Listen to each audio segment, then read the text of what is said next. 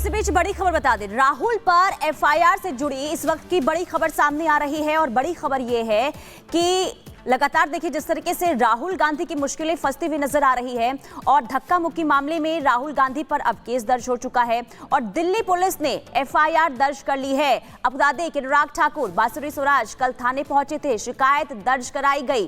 Crime branch की team अब इस पूरे मामले की जांच करेगी। ये बड़ी खबर आपको बता रहे हैं। अब इस पूरे मामले की यानी कि धक्का मुक्की का जो मामला कल सामने आया था, इसे लेकर राहुल गांधी अब बुरी तरीके से फंसते हुए नजर आ रहे हैं। बीजेपी के 2 सांसद प्रताप सारंगी और मुकेश राजपूत जिन्हें चोट लगी और इसके बाद जबरदस्त तरीके से अब बीजेपी जो है गुस्से में है और लगातार कांग्रेस पर हमलावर और राहुल गांधी पर आरोप लगाए गए। यानी कि बीजेपी के जो 2 सांसद घायल हुए हैं, इसका आरोप राहुल गांधी पर लगा और इस पूरे मामले को लेकर शिकायत दर्ज कर ली गई है। केस दर्ज हो चुका है। क्राइम ब्रांच की टीम इस पूरे मामले की जांच करेगी। और आपको खबरों में आगे जानकारी दे देंगे महाराष्ट्र से जुड़ी हुई। बता दें आपको कि राहुल गांधी की भारत जोड़ो यात्रा आपको याद होगी, जिसमें राहुल गांधी ने प्यार मोहब्बत की बात की थी, भारत को जोड़ने की बात की थी। और उनकी इसी यात्रा को लेकर अब महाराष्ट्र के मुख्यमंत्री देवेंद्र फडणवीस ने एक बड़ा आरोप लगाया है।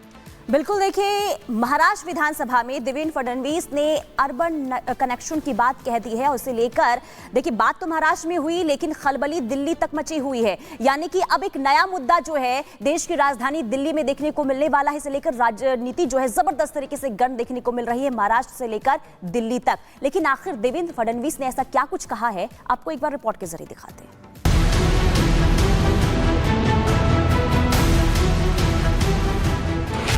राहुल की यात्रा पर बड़ा दावा,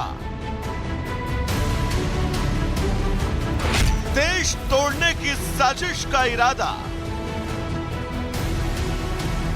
कांग्रेस का अर्बन नक्सल कनेक्शन, फडणवीस के आरोपों से किसे टेंशन। महाराष्ट्र के मुख्यमंत्री देवेंद्र फडणवीस बोल तो महाराष्ट्र की विधानसभा में रहे थे, लेकिन चिंताओं की लकीर दिल्ली में बैठे कांग्रेस के नेताओं के माथे पर थी।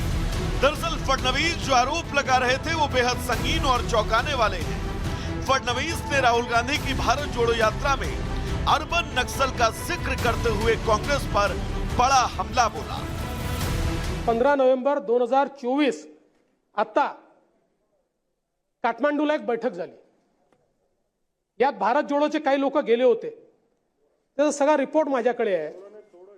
We all resolve that we are going to do it in different phases, mainly Maharashtra and other BJP led states. कशाच्या बद्दल? जवळजवळ 40 संघटना अशा आहेत, 40 की ज्यांना फ्रंटल ऑर्गनायझेशन म्हणून त्या ठिकाणी नेम केलेला आहे। फडणवीस ने आरोप लगाया कि कुछ ऐसे संगठन भारत जोड़ो यात्रा में शामिल हुए जिन्हें महाराष्ट्र में कांग्रेस एनसीपी सरकार और केंद्र में मनमोहन सरकार द्वारा अर्बन नक्सलियों का मुखौटा संगठन घोषित किया गया था। ऐसे संगठनों का उद्देश्य देश में संवैधानिक निकायों के बारे में लोगों में भ्रम पैदा करना है। यह आपकी देशभक्ति पर सवाल उठाने के बारे में नहीं है, लेकिन आपको ये समझना चाहिए कि आपका इस्तेमाल कौन कर रहा है। इस दौरान फडणवीस ने एक बड़ा दावा भी किया। उन्होंने दावा किया कि 15 नवंबर 2024 को काठमांडू में एक बड़ी मीटिंग हुई जिसमें भारत जोड़ो यात्रा के लोग और अर्बन नक्सल शामिल हुए। फडणवीस ने यह भी कहा कि ईवीएम को बदनाम कर बैलेट को लेकर दबाव बनाएंगे, ये एजेंडा भी तय किया गया। माननीय आर पाटील साहेबांचं उत्तर देखील माझ्याकडे आणि त्याकरता गेलेलं जे काही पत्र आहे ते पत्र देखील माझ्याकडे आहे की ज्याच्यामध्ये ज्या फ्रंटल ऑर्गनायझेशनचा उल्लेख केलेला आहे अर्बन नक्सल म्हणून, त्याच्यामध्ये या भारत जोडो आंदोलनातल्या किंवा ज्यांनी पत्रिका काढून तुमच्याकरता लोकसभेत कार्यक्रम केले त्यांची नावं त्याच्यामध्ये आहेत। इसके साथ ही मुख्यमंत्री देवेंद्र फडणवीस ने विधानसभा में ये कहा कि लोकसभा चुनाव के दौरान विपक्ष की ओर से फैलाए गए झूठे नैरेटिव को हमने राज्य विधानसभा चुनाव में ध्वस्त कर दिया। फडणवीस के इन आरोपों की गूंज महाराष्ट्र ही नहीं बल्कि देश की राजधानी दिल्ली तक सुनाई पड़ी। कांग्रेस के नेता अपनी पार्टी और उसके सर्वे सर्वा पर लगे आरोपों का जवाब तलाशने में जुट गए।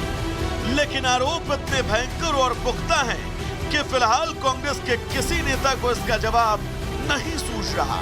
एक बात तो तय है, फडणवीस महाराष्ट्र के सदन में जो कुछ बोल रहे थे उस पर राजनीति अब गर्म होने वाली है। Bureau report, Republic Bharat. और इसी बीच बड़ी खबर गुरुग्राम से सामने आ रही है। कंपनी के परिसर में आग लग गई है। गुरुग्राम की खबर, कंपनी के एक परिसर में आग लगी है। प्लास्टिक बनाने वाली कंपनी में आग लगी है। ये आग लगने की तस्वीर सामने आई है और आग लगने के कारण का भी खुलासा नहीं हुआ है, लेकिन आग का तांडव जबरदस्त तरीके से यहाँ पर आप खुद देख सकते हैं कि भयावह ये तस्वीर आग लगने की सामने आई है। हालांकि आग कैसे लगी अभी इसकी जांच जारी है, लेकिन अभी फिलहाल कोशिश ये जारी है कि आग पर काबू पाया जाए।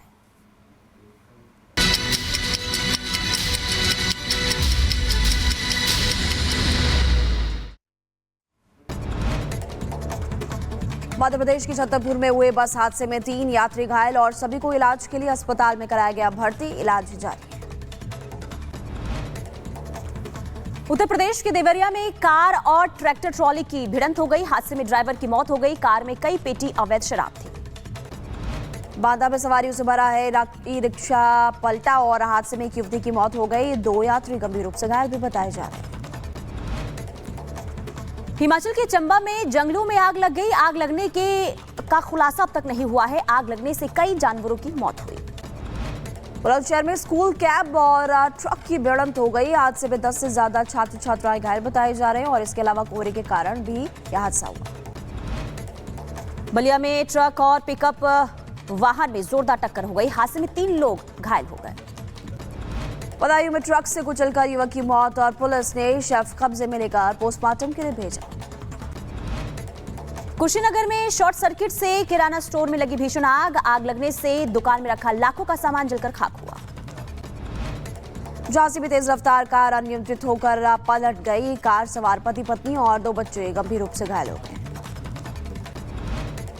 बिहार के मुजफ्फरपुर में एक युवक के लिए 2 युवतियों के बीच जमकर चले चप्पल जूते मारपीट का वीडियो सोशल मीडिया पर वायरल।